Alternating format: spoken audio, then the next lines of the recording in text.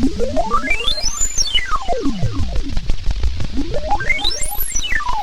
morning and welcome to KidJam Home Edition.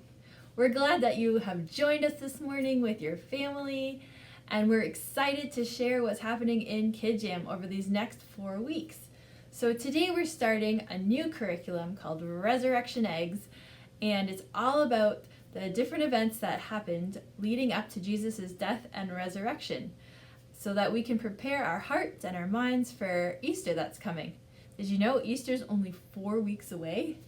So today we have a skit for you, and then in your own home you get to be your own small group, and we have great activities for you to do there too. So we're looking forward to it. Thanks for joining us this morning, and let's get right to it with our skit. Hello, my name is Arlene Bell, and welcome to Weirder Things, the show where we explore the strange, the unknown, and the just plain odd. Today, our guest is a chicken farmer who recently had some very strange happenings in his chicken coop. So please welcome Ernie Portnoy. Howdy. Well, hello, Ernie. Tell us about your chickens. Well, ma'am, there's not much to tell. They're white, they're fat, and they really make a lot of noise. Oh, and recently they sent you a message? Yeah, I think they did. You see, my chickens usually give a couple of eggs every morning. Oh, well, what kind of eggs? Mostly white and brown, but that is until the other day. I went to see one of my older chickens, Betsy, and you see, she laid this here colored egg. Ooh, what a pretty color. Yellow, my favorite. Then this other chicken, Cindy, she laid an egg that looked like this. Whoa, green. Then I go to the next chicken, Snowflake, and she lays an egg like this. Whoa. I never saw anything like it in my life. Neither have I. As a matter of fact, those eggs don't even really look like normal eggs. They look plastic. They are, and they'll have something inside. Really? Look for yourself. This here looks like a little donkey. This one here has a coin. This one here has what looks like a little cup in it. Wow.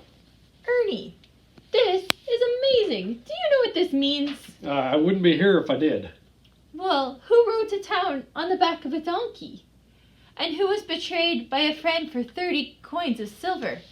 And who took a cup and blessed it and passed it around saying, "Do this in remembrance of me"? I don't know. Well, it was Jesus. Jesus, the Son of God.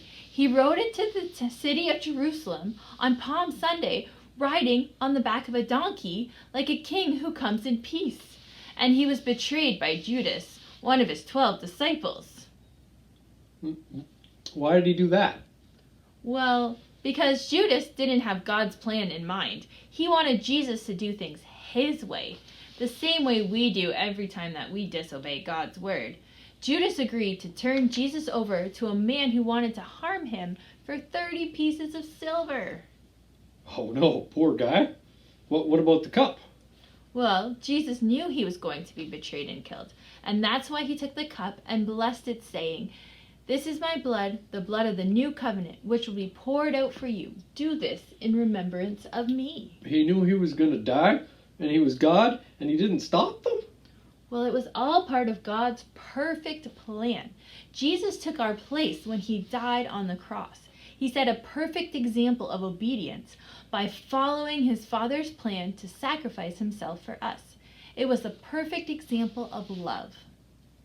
Oh, I get it. And the cup is how we remember his obedience and his perfect love. Sounds to me like your chickens wanted to give you something to help you remember all that Jesus has done for you. I certainly won't forget it. And I hope none of my viewers will either. I hope you'll come back and see us again soon. You do? Why? Well, because we're just at the beginning of Easter. This is the time when we remember what Jesus did for us. And I have a feeling that your chickens have more to share with us. Well, if they do, you'll be the first to know. Well, that's it for us. We'll see you next time on Weirder Things. And now it's time for you to go to small group with your families. So that means get out the small group outline and get out those Bibles and dive into those Bible passages, talk about those questions, have some prayer time together, and then don't forget to plan an action of what you're going to do this week. Thanks for listening. Have a great small group time, and we'll see you next week.